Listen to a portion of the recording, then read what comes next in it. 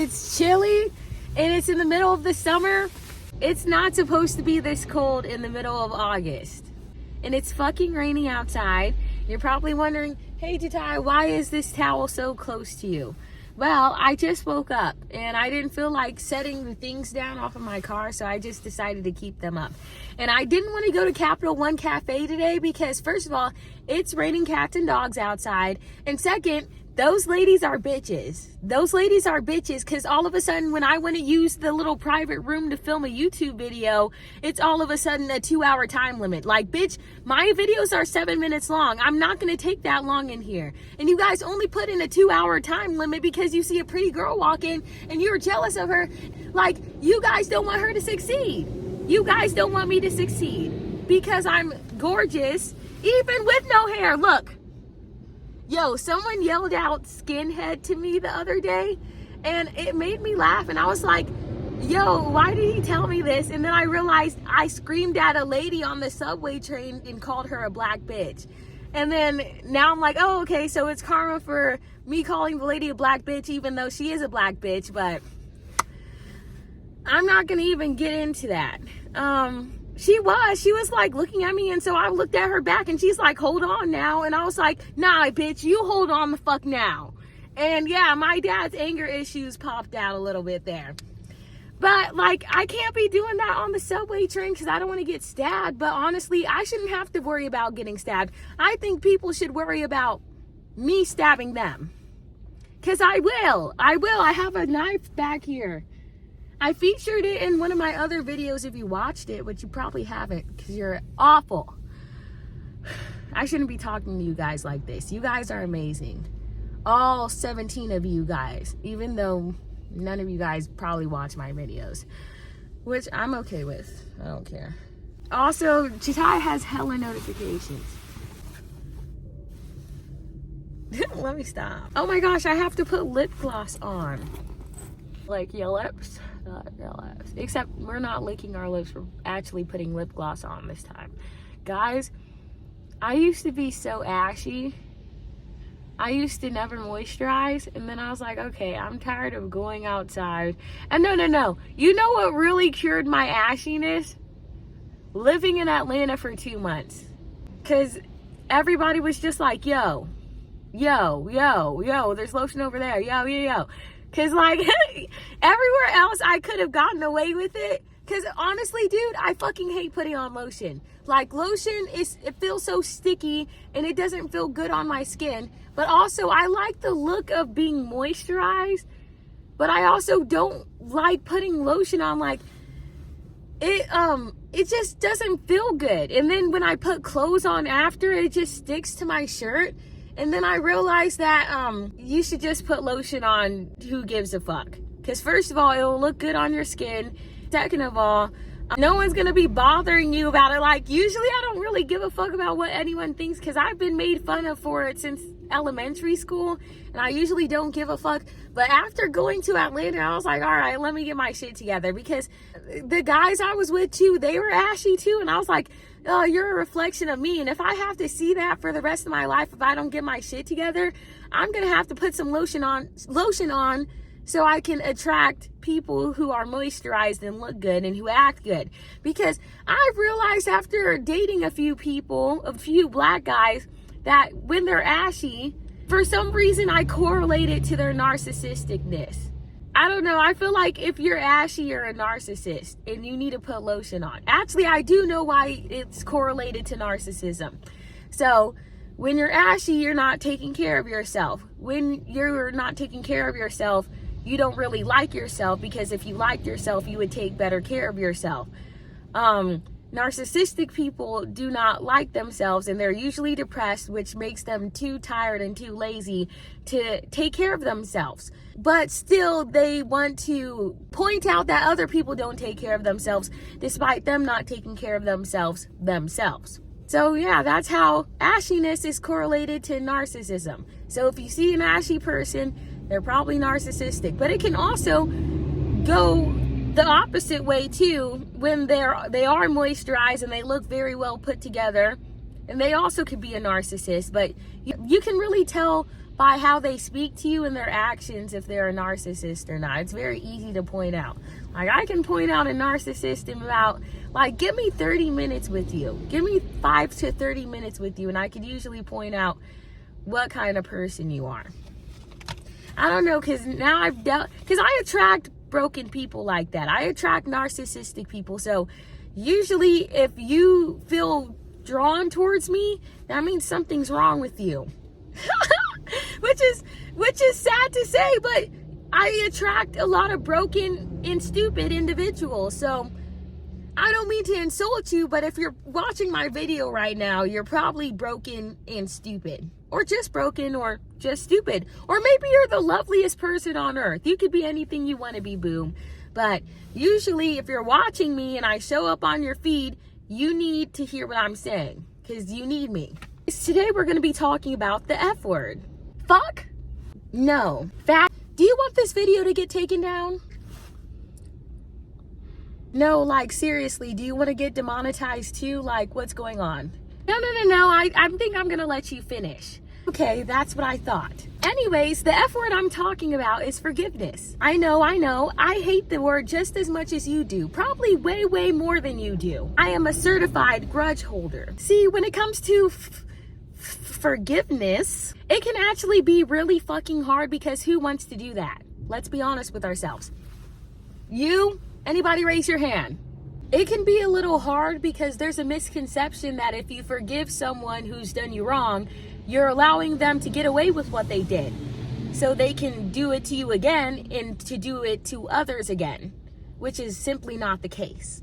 Forgiving someone is letting the universe take care of them. It's letting go of the action they did and not letting the hurt they caused you negatively affect your life. Forgiving someone or yourself is a crucial part of having a better quality of life, because let's be honest, who wants to walk around all day with all that baggage?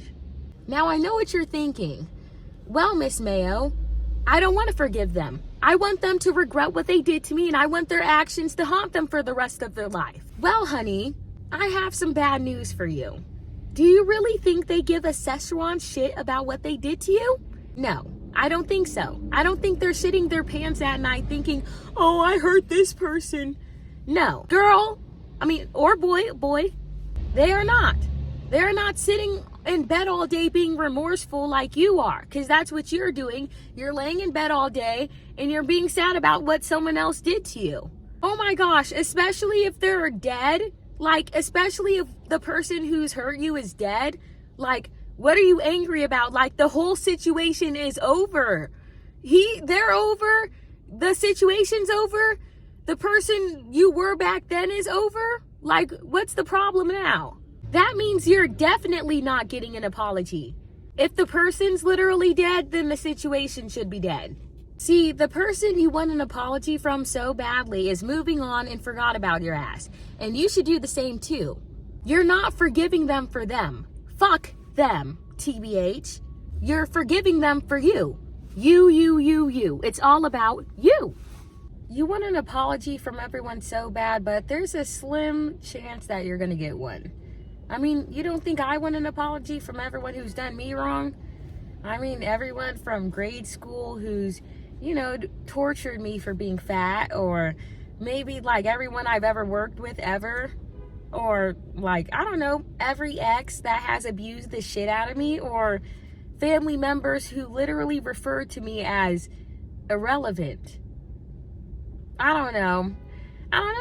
But see, the thing is, I don't really care anymore, so that's a difference between me and you. Am I expecting an apology? No. When people show you their true colors like that, they're showing you that they're not capable of giving you basic human decency. Therefore, expecting an apology from a low-class individual is like expecting a dog to wipe its own ass after taking a shit. Also, what kind of loser would I be sitting around waiting for a little "I'm sorry"? Okay, then what? Am I going to feel better afterwards, or am I going to question if they're really sorry or not? I've gotten to the point in my life where I don't want to hear a "I'm sorry." You know what I really want to hear? I want to hear your bank account is $12,003,632. That's what I want to hear. You need to hear when your flight boards to that vacation destination that you've been wanting to go to.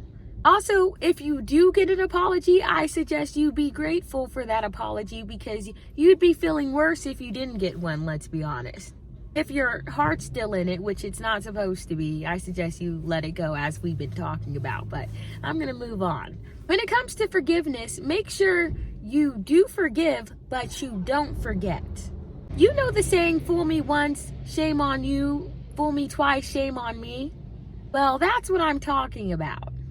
You need to forgive, but you damn sure don't forget. I don't like it when people say forgive and forget. If you think so, send me your address and some gas money so we can fight. I'll put my Cash App down in the description.